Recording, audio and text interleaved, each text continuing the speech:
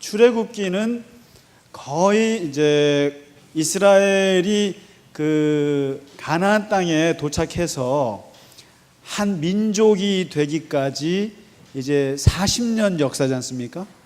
40년 광야 생활은 이스라엘 역사에서 가장 중요한 그들 민족의 하나의, 마치 우리가 고주몽이 그 이렇게 뭐 거북이 등 타고 갔던 그 이야기처럼 아주 민족사의 아주 기초적인 역사예요. 그러니까 이 광야 40년은 이스라엘 사람들이 가장 중요하게 생각하는 아주 근본적인 역사인데, 그 역사 40년의 광야 역사 중에 출애굽기는 정확히 2년짜리 역사입니다. 2년짜리. 그러니까 그 40년 중에 2년 정도를 기록한 게 출애굽기입니다. 그래서 이제 출애굽기가 광야 40년을 다 그렸다고 생각하시면 안 되고요. 2년인데 이제 오늘 한 주 쉬고 나서 이제 개강하는 바로 다시 한번 말씀드리면, 출애굽기가 재미있는 이유는 원래 모세오경이라는 게 토라잖아요. 이스라엘 사람들의 머릿속에 집어넣어야 될 삶의 가치, 교훈, 가르침, 훈계라는 게 토라예요. 근데 그 토라를 구성하고 있는 게 창세기, 출애굽기, 레위기, 민수기, 신명기예요. 그것을 우리나라는 모세오경이라고 하거든요. 그래서 이 모세오경의 토라는 이스라엘 사람들의 정신세계를 이게 쫙 쥐고 있는 게 토라란 말이죠. 근데 이 토라, 이 모세오경 속에 쉽게 말하면 율법이 들어있다 이 말이죠. 율법이, 세 가지 율법이. 제일 중요한 게 십계명이고, 그 다음에 출애굽기에 나오는 계약법전이라고 말씀드렸고, 레위기에는 성결법전이라고 말씀드렸고, 신명기 속에 숨어있는 신명기 법전, 이 율법이 세 개, 그 다음에 그것을 요약한 게 십계명, 이 네 개가 이 속에 숨어 있어요. 그런데 이 율법과 출애굽기는요, 이 율법이라는 게 이렇게 세 개가 있으면 이게 율법 전서라는 게 여러분 아시잖아요. 법대생이 아니고서야 이게 무슨 재미를 읽겠어요. 그런데 이게 이야기 사이에 숨어 있어요. 이야기와 이야기가 이렇게 있어서 이야기 속에 이 십계명과 계약법전과 성결법전과 신명기법전이 네 개의 법전이 들어가 있어요. 그런데 레위기도 그렇고 그렇지만 출애굽기는요 바로 이 이야기와 이 율법의 이야기가 기가 막히게 섞여 있습니다. 잘 섞여 있어서 참 재밌기도 하고 참 지루하기도 한 게 있어요. 그래서 이제 이 두 가지가 다 섞여 있다는 걸 말씀드리고, 이제 지난 16장 이전, 그러니까 전반기 전체 한번 요약을 간단히 드리면, 처음에 이제 이집트에서 출애굽기가 시작합니다. 이집트에서 요셉이 죽은 지 430년 후의 역사가 보니까 요셉을 모르는 왕이 나타나가지고 완전히 히브리 민족이 노예가 되고, 그리고 완전히 억압을 당하는 상황에서 모세가 태어났죠. 그 다음에 모세의 80년을 아주 간단하게 스킵을 하고 나서, 그러니까 이제 궁전에서 40년 살고 광야에서 40년 살고 사람 죽이고 살다가 나이 80에 하나님의 부르심을 받았고, 호렙산에서요 받았고, 그리고 하나님과 막 싸우고, 그리고 이제 하나님이 모세를 설득해서 이집트로 이제 보냈죠. 이집트로 보내서 여기서 바로를 만나서 정치적으로 한번 타협을 해보려고 했지만 안 돼서 10가지 재앙을 여기서 벌리고, 그리고 이제 장자까지 죽는 비참한 일을 당하고 나서 이제 이집트를 떠나죠. 떠나서 어디에 이르냐면은 홍해에 이르렀습니다. 홍해, 우리가 지지난주 기억나시나요? 이제야 좀 기억나시나요? 홍해 들어본 것 같은데, 바로 이 홍해가 광야 생활의 일단 1차 기점이에요. 이 홍해라는 데가 뭐냐면 이집트 430년의 역사 바이바이 하는 장소입니다. 여기가 이 홍해를 건너므로써 이제 이집트에 살았던 노예의 역사는 이제 끝납니다. 이제 마무리를 짓습니다. 여기서 완전히 이제 그러니까 애굽 바로하고 관계를 끊고요. 그 다음에 홍해를 건너서 시작되는 것이 이제 미디안 광야. 이제 이 광야, 새롭게 시작되는 이제 광야 생활에 접어들게 됩니다. 그래서 지금 혹시 지도 받으셨나요? 이게 보시면 이제 이게 대충 어딘지는 아시겠죠? 모르시나요? 여기서 대략 이스라엘이 어디에 붙어 있는지 아실까요? 아직 모르시는구나. 그래서 우리가 성경 공부하려면 지중해 지도는 조금 아실 필요가 있어요. 지중해 거 있죠? 그 이집트 있는 데부터 해서 이쪽 이렇게 이스라엘 쪽 이렇게 해서 그쪽 부분인데, 아이고 이거 어쩌나, 여기 숫곳이라고 써 있는 데 있죠. 예, 숫곳 밑에 또 에담 있죠. 그 다음에 믹돌 있죠. 믹돌에서 살짝 물 건너가잖아요. 보이시나요? 예, 그게 이제 소위 말해서 홍해 사건입니다. 이제 홍해 사건으로 이제 건너가고요. 그 다음부터 이제 믹돌을 건너가면서부터가 이제 바로 여기 이제 광야로, 이 전체 이렇게 마치 이렇게 되어 있는 곳이 있죠. 이렇게 지금 이게 광야거든요. 그래서 맨 밑에가 시내산입니다. 요게 좀 잘 밑에 좀 깎였는데, 그래서 지금 그 홍해를 건너면서부터, 그래서 그 지도 중에 혹시 제가 간단한 지도 다시 나눠드린 거 있나요? 예, 그게 더 쉬우실 거예요. 예, 죄송합니다, 목사님. 그래서 여기서 이제 숫곳, 에담, 엘림, 르비딤, 시내산 이렇게 나오지 않습니까? 근데 바로 요 광야, 여기 무슨 수르 광야, 신 광야, 엘림 광야 이렇게 이제 조금 광야들이 나옵니다. 지나가서 이제 시내산에 도착하거든요. 그래서 이 시내산에서 이스라엘 백성이 11개월 반을 머물러요. 그러니까 1년 정도를 시내산에서 머물러요. 그리고 이제 시내산에서 뭘 하냐면은, 이제 다음 주부터 공부하실 텐데, 시내산에서 아주 중요한 걸 두 가지를 해요. 하나가 뭐냐면은 여기서 율법을 하나님이 주세요. 율법이 주어집니다. 그 다음에 또 한 가지가 뭐냐면은 성막을 만드는 게 나와요. 이 성막이 굉장히 중요합니다, 이게. 그 의미는 제가 다음 주에 설명드리기로 하고요. 그래서 1년 동안 율법을 받고 성막을 설계하고 성막을 지은 다음에 출발하면서 끝나는 게 출애굽기예요. 그러니까 이 기간이 대략 한 광야 40년 중에서 2년 정도 되는 짧은 기간입니다, 이게 출애굽기가. 그러니까 출애굽기를 40년 역사라고 얘기하시면 안 됩니다. 40년이 되려면은 민수기까지 가야 돼요. 민수기까지 가야 되고, 실제로 근데 이 2년 역사가 나머지 38년 역사를 다 지배해요. 그러니까 이 2년 역사가 굉장히 중요하고, 그리고 출애굽기 요 2년 역사가 중요합니다. 그래서 오늘은 이제 어딜 하냐면 바로 이 광야에서, 초기 광야에서 홍해를 건너서 시내산에 도달하기까지 3개월의 역사를 잠깐 보게 됩니다. 3개월짜리를 보는 겁니다. 그래서 이제 15장입니다. 15장에서 이제 그 홍해를 건너서 모세가 기쁨의 노래를 하죠. 그 다음에 이제 미리암이 또 춤을 추지 않습니까? 춤을 추고, 너무너무 이 홍해 사건의 체험은 엄청나게 큰 역사죠. 그런데 이제 22절에 딱 이제 홍해를 끝내고 딱 도착한 곳이 어디냐면은, 이게 마라라고 보이시나요? 마라. 예, 마라에 이제 도착해서, 예, 그 3일 동안 이제 걸어왔습니다. 이게 홍해를 건너가지고, 홍해를 건너서 3일 동안 이렇게 걸어왔는데 물이 없어요. 물이 없어서 물을 찾았는데, 물이 있긴 있었어요. 그래서 물을 찾아서 물을 마셨는데 그게 쓴 물인 거예요. 쓴 물이에요. 그래서 먹을 수가 없어요. 그래서 그 이름을 마라라고 한 거예요. 그래서 그 마라라는 게 이게 쓰다는 뜻인데, 아마 우리나라 말로 하면은 먹지 마라 이런 뜻이라고요. 마시지 마라. 그래서 마라라고 저는 믿습니다. 우기는 놈이 장땡이라고 누가 한 그런 얘기를 주장하신 분이 있으세요, 평생을. 누군지 아세요? 예? 모르세요? 그럼 이번에 수련회 가서 퀴즈로 낼게요. 우기는 놈이 장땡이다. 어느 목사님이 주장하셨는가? 예?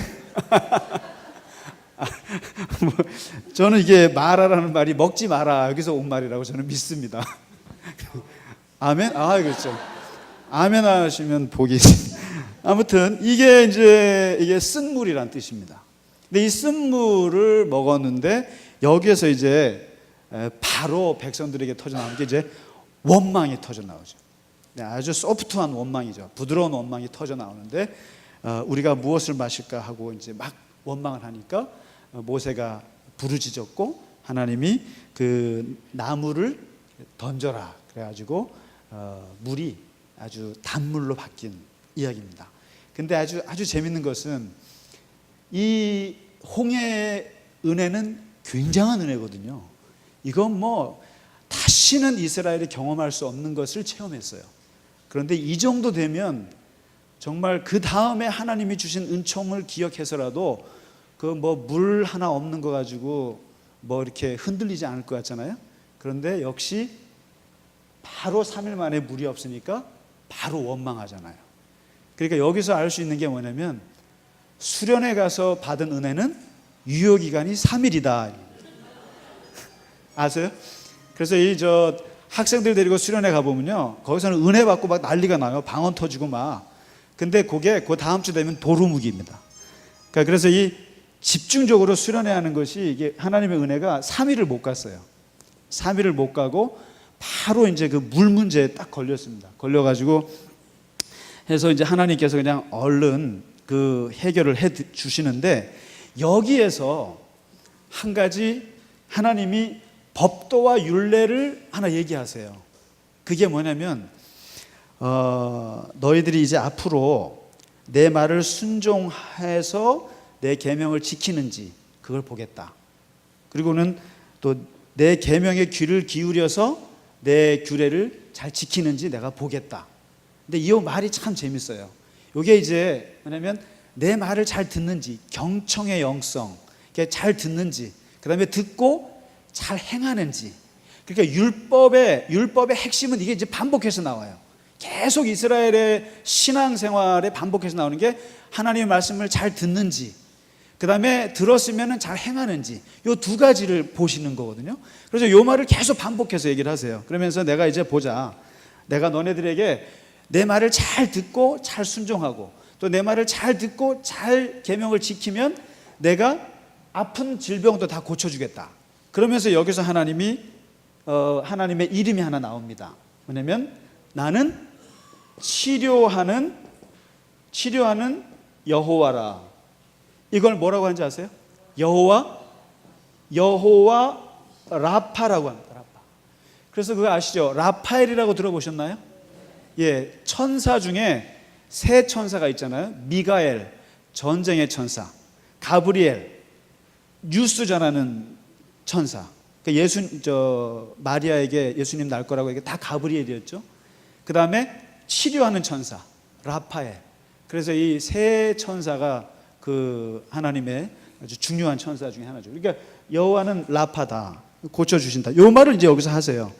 그리고 이제 진행을 합니다. 계속 진행을 해서 지도를 보시면 쓴물을 단물로 먹고 나서 이렇게 엘림을 지나서 신광야로 접어들었을 때가 정확히 한 달째가 되는 날입니다. 한 달째. 그러니까 1월 15일에 출발했어요. 1월 15일이. 그러니까 근데 이제 이거는 우리나라 1월 15일은 아닙니다. 이스라엘역으로 출애굽이 언제 이루어졌습니까? 그러면은 시험에 나면요. 시험에 언제 날까요? 갑자기 제가 신학생들 앞에서 하는 생각이. 1월 15일이 이게 6월절이에요. 쉽게 말하면 1월 14일 날 밤에 고기를 구워 먹은 거 기억나세요? 예, 기억나세요? 이제 슬슬? 예. 그래서 1월 15일 날 출발합니다. 출발해가지고 이제 장자들이 죽고, 그리고 이게 정확히 2월 15일이 됐을 때입니다. 2월 15일. 2월 15일이 한 달이 됐을 때 어떤 문제에 이제 부딪히냐면은 홍해를 건넌 지 3일 만에 물 문제에 걸렸어요. 물 문제에 걸려가지고 해서 물이 해결이 됐는데 이번에는 한 달 정도 지나니까 사실상 한 달 동안 먹는 게 변변치 않았어요. 그 다음에 이제 가지고 나올 때 음식을 가져온 게 없어요. 그러니까 아주 참다가 이스라엘 백성이 터진 게 한 달 만에 터졌어요. 뭐 문제? 먹는 문제. 이렇게 갈 거냐 계속 이런 식으로 우리한테 먹는 문제라는 것이 현재 먹는 것도 중요하지만 장래에 먹을 보장이 있어야 될 거 아니에요. 근데 이게 하루하루 미치고 환장하겠는 거예요 이게. 그러니까 이제 16장에 이르러서 이게 이스라엘 백성들이 원망이 쓴물을 만났을 때하고 격이 달라졌어요. 원망 수준이 어떻게 바뀌었냐면은 첫째 후회합니다. 그 다음에 책임 전가 이렇게 나누죠. 원망이요. 원망이 이렇게 구체화됩니다. 뭐냐면 옛날이요 애굽에서 가마손 옆에 있었을 때가 그립고 그때 내가 차라리 하나님이 나를 죽였으면 더 좋았을 것을, 이겁니다. 이게 원망, 후회. 그 다음에 두 번째, 그런데 왜 네가 나를 여기로 데리고 와서 이 광야 바닥에서 나를 죽이느냐, 이렇게 원망의 수준이 높아졌어요. 이게 후회와 전가 이렇게 높아져 가지고 이제 이게 점점점 모세와 아론을 향해서 점점 세지는 거예요. 그런데 참 신기한 게 이 16장에서는요 여기서 음식 문제를 가지고 한 달 만에 이게 폭발해 버리니까 하나님이 가만히 계시면서 지금 6절부터 쭉 보시면요 거기에 6번 정도 나오는 단어가 있어요. 이게 뭐냐면 원망을 하나님께서 들으셨습니다. 이 원망에 대해서 그 모세가 원망하지 말라고 말을 하진 않아요. 원망하지 말라고 하고 니들이 하는 원망이 나한테 하는 것 같지만 사실은 하나님께 하는 거 내가 아는데 하나님이 너의 원망을 들으셨어. 그러면서 이제 그 하나님의 대책을 세우시는데 그게 뭐냐면은 6절에 나와요. 6절에 저녁에 줄 음식과 아침에 줄 음식을 얘기하세요. 저녁에는 하늘에서 메추라기가 떨어져서 엄청나게 배불리 먹고 아침에는 그 식물 만나라는 게 올라와서 너희가 하나님의 영광을 맛보게 될 것이다. 그러면서 아주 그 건강한 식단을 하나님께서 제공해 주세요. 아침에는 채식, 저녁에는 육식으로. 그래서 이번에도 우리 수련회 가면 아침에는 양식, 저녁에는 삼겹살, 목살이죠, 권사님. 그래서 육식으로. 이게 바로 이 초막절, 이 광야에서 했던 것과 똑같습니다. 아침에 만나 먹고요, 저녁에는 육식으로 이렇게 해서 이제 먹이겠다. 근데 하나님이 얼마나 웃긴 말인지 배불러 지겹도록 주겠다 이런 말 하셨어요.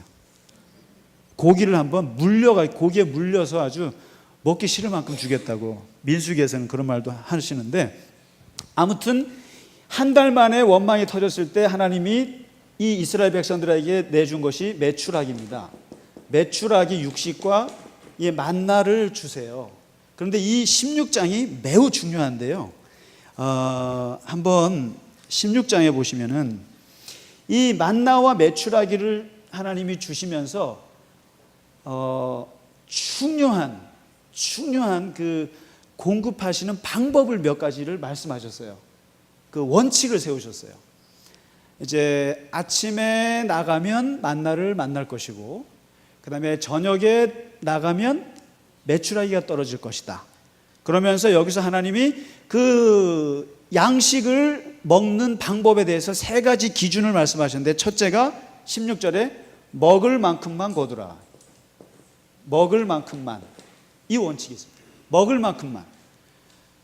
그러니까 그날 아침 먹을 것만 먹고, 그 다음에 이제 아마 그때는 두 끼만 먹었던 것 같아요. 우리 이상만 장로님 한 끼 드시죠? 네, 대단하신 분이세요. 그러니까 다 광야 생활하시면 정말 잘 사시는. 우리는 못 살 것 같아요. 저 같으면 4끼 먹어야 되는데 이 광야 생활. 그러니까 먹을 만큼만 하루에 2번 주셨어요. 근데 아침에 만나 먹으면 먹을 만큼만. 그 다음에 저녁까지 해서 저녁에는 그 메추라기 먹을 만큼만. 이렇게. 그 다음에 두 번째 원칙이 19절에. 두 번째는 남기지 말 것. 이게요. 그 다음에 세 번째가 뭔지 아세요? 세 번째가 안식일에는 나가지 말 것. 나가지 말 것. 그러니까 음식. 왜냐하면 안식일 전날에는 이틀치를 줄 테니까. 이틀치를 줄.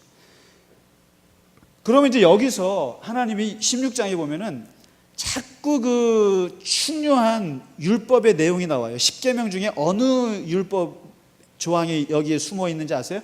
안식일 4계명이 이 속에 숨어 있어요. 4계명. 근데 이 안식일 계명이 이 속에 숨어 있는데 여기서 이스라엘 백성들에게 하나님이 중요하게 생각하시는 게 이겁니다. 먹을 만큼만 이 말씀 속에는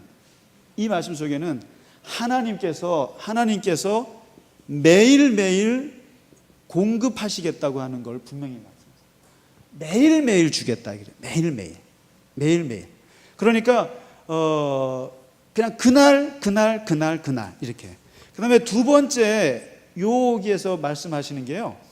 절대로 축적하지 말 것입니다. 축적. 이게 뭐냐면 네가 스스로 음식을 계산해서 며칠 먹을 거를 쌓아놓고 네가 거기에 대해서 그냥 스스로 계산하지 말 것을 얘기합니다. 이게 이제 광야 생활의 중요한 양식의 법칙인데, 여기서 이걸 그다음에 세 번째는 안식일에 나가지 말라는 말씀은 절대로 탐욕을 내지 마라. 먹는 거에 있어서.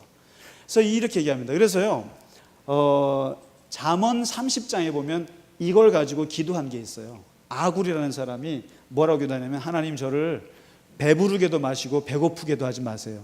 왜냐하면 배불러 가지고 하나님을 모를까 할 수도 있고 배고파 가지고 제가 사고 칠까 봐 걱정입니다. 도둑질 할까 봐.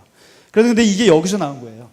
그러니까 그날 필요한 것대로 하나님이 채워줄 테니까 염려하지 말고 그냥 그때 먹어. 만일에 축적을 하잖아요. 축적을 하면은 무슨 일이 벌어지냐면은 하나님께 기도할 이유가 없어져요. 그러니까 일용할 양식이라는 말이, 그래서 여기서 주기도문에서 예수님이 하신 일용할 양식이라는 이 기도가 사실상은 굉장히 중요한 단어예요. 이게요. 일용할 양식이라는 게. 이게 어디서 나왔냐면 바로 만나와 메추라기를 주실 때 일어난 사건이에요. 그래서 여기서 이제 하나님의 백성들이 살아가는 법을 보여준 게 바로 이겁니다. 그러니까 매일매일 하나님이 공급하신다. 너는 쓸데없이 축적하지 마라.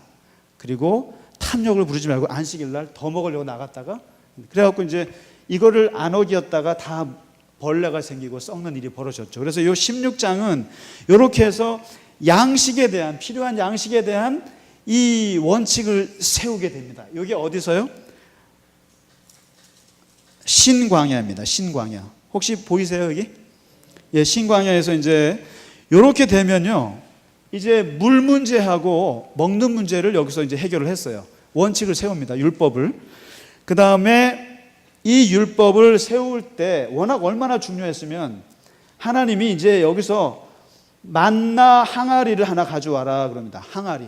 항아리를 하나 가져오면 거기에다가 한 3분의 1 정도 여기다가 만나를 넣어라. 그리고 이 만나 항아리 하나를 따로 보관을 해라. 그리고 이거를 너희 후손 대대로 보여줘라. 이거를. 그래서요, 이 항아리에 담겨져 있는 만나, 이거를 40년을 먹거든요. 앞으로 40년을 먹는데 이게 나중에 어디로 들어가는지 아세요? 이 만나 항아리, 이게 얼마나 중요하면 이제 다음 주 지나서 그 다음 주에 저희가 성막을 배울 거예요. 성막에서 제일 중요한 곳이 지성소예요. 거기는 제사장밖에 1년에 한 번밖에 못 들어가요. 또 잘못 들어가면 죽어요. 거기가 아주 거룩한 곳이고 하나님의 임재가 있는 곳인데 거기에 법궤라는 게 있어요. 근데 그 법궤라는 박스 안에 3가지 물건이 들어있어요. 뭐가 들어있는지 아시죠? 예, 지팡이가 들어있죠. 또 하나는 10계명이 들어있어요. 그런데 생각지 않게 하나가 더 들어있는 게 뭐예요? 만나의 항아리예요. 이게 뭐겠어요? 하나님이 너희를 어떻게 먹이시는가를 상징적으로 보여주는 물건이에요, 이게요. 그래서 이 출애굽기 16장에서는 사람이 어떻게 먹고 살 것인가는 이거다라고 보여준 게 16장입니다. 그래서 이 만나 항아리를 기념으로 남겨서 나중에 법궤로 들어갑니다. 그래서 이 의미에 대해서는 다음에 성막할 때 더 자세히 하고요. 이렇게 해서 일단은 신광야를 지나갔습니다. 그 다음에 이제 17장에 보면 지나가고 이제 마지막 그 다음이 어디냐면은 르비딤이라고 혹시 보이세요? 시내산 도착하기 전에요. 예, 그 르비딤에 도착을 합니다. 근데 거기서요 아주 그냥 기가 막힌 일이 두 가지가 터지는데, 그 하나가 또 물 문제입니다. 또 물이 없어요. 이번에는요 물이 없어가지고. 그런데 이번에는 이 물 문제가 너무 커졌어요.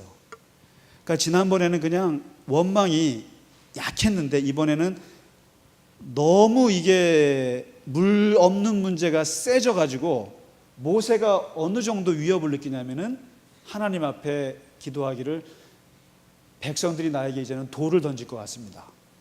이게 이제 폭력 사태로 이제 그 원망이 발전하게 되죠. 그래서 이제 모세가 굉장히 무서워할 정도로, 그래서 서로 내분이 벌어집니다. 자기들끼리 물 없는 것 때문에.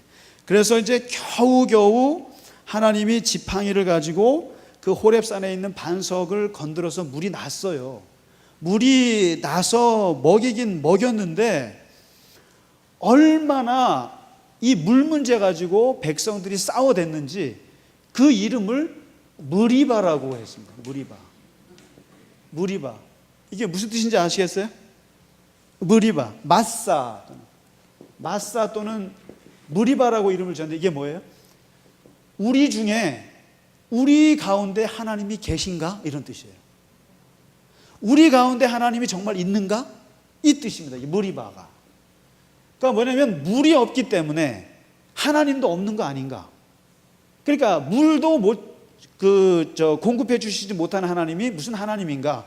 이거 가지고, 그러니까 물 문제, 지극히 먹는 문제를 가지고 하나님의 존재를 가지고 논쟁을 벌인 곳이 바로 이 르비딤이에요. 무리바라는 곳이. 그러니까 자기들이 생각해도 기가 막힌 장소예요. 그래서 내분이 터진 거예요. 서로가 막 싸움이 터져가지고 이 논쟁을 벌였는데 참 기가 막힌 것이요, 바로 이 르비딤이라는 곳에서 하나님이, 그래 너희들끼리 싸웠니? 아 그래, 그럼 한번 진짜 한번 싸워봐. 그러면서 8절부터 터진 게 뭔지 아세요? 진짜 전쟁이 터집니다. 진짜.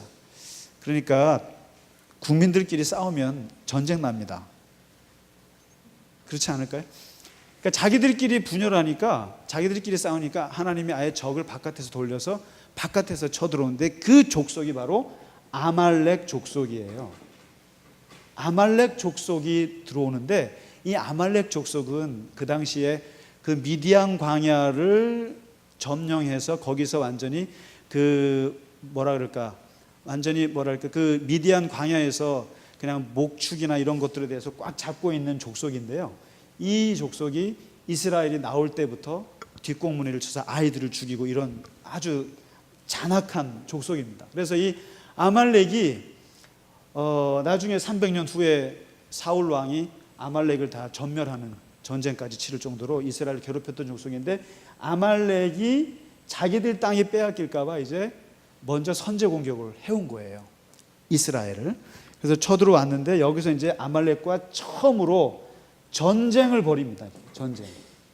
전쟁을 벌이게 되는데 여기서 이제 첫 전쟁을 하면서 하나님이 아주 중요한 기념비적인 사건을 하나 보여주세요. 그게 뭐냐면은 바로 기도에 대한 거를 정확히 하나 보여주세요. 그리고 이제 이 사건을 계기로 해서 이스라엘 사람들의 정신이 약간 바뀌어요. 뭐냐면 옛날에는 그냥 하나님이 주시면 얻어먹고, 그 다음에 힘들면 원망하고, 그 다음에 하나님이 주시면 찬양하고 노래하고 아주 수동적이었는데, 이 전쟁을 치르고 나서 뭘 느끼냐면, 아 우리가 그냥 사는 게 아니라 싸워야 되는 존재구나, 이걸 여기서 깨닫습니다. 그래서 이제 하는데요, 기도를 하는데 아시죠? 모세가 이렇게 손을 들고 하잖아요. 그리고 이제 여호수아, 나이 40의 여호수아는 현장에서 싸우고, 그래서 이제 모세가 이제 손을 들고 기도하고 이제 여호수아는 가서 칼로 싸우고. 그런데 참 재밌는 게 손을 계속 들고 있으면 전쟁에서 이기는 거고, 근데 이제 손을 내리면 지는 거고, 이런 일이 벌어지는 거예요. 그러면 이제 모세의 입장에서는 어떻게 해야 됩니까? 계속 손을 들고 기도를 해야 되는 상황이 벌어진 거예요. 그러면서 여기서 그래서 이제 아론과 훌이 팔을 붙잡고 결국 오후 5시인가 6시까지인가 하여튼 저녁 끝날 때까지 손을 들게 해서 기도해서 이기는 사건이에요. 여기서 이제 보여주는 거죠. 하나님이 기도라는 게 이제 그 전쟁을 할 때 기도의 아주 중요한 원칙을 얘기하는데요. 기도는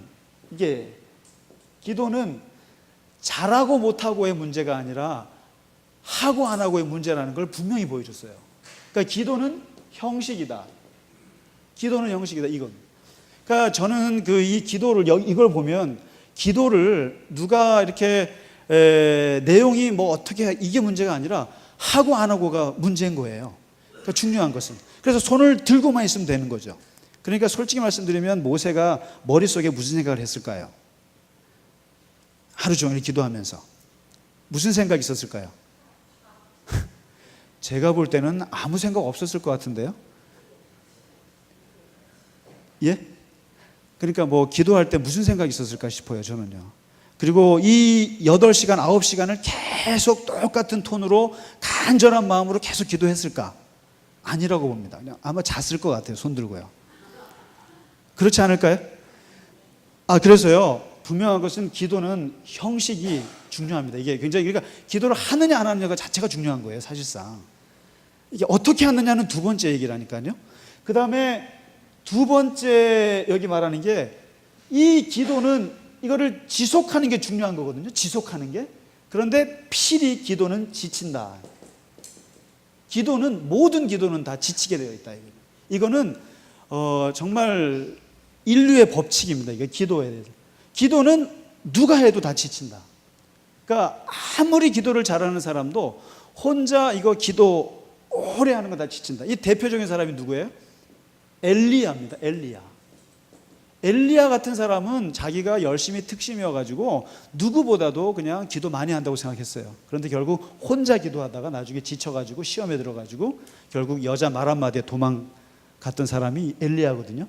그러니까 이 기도는 필히 지친다 이거죠. 모세가 아무리 기도해도 팔은 내려오게 마련이거든요.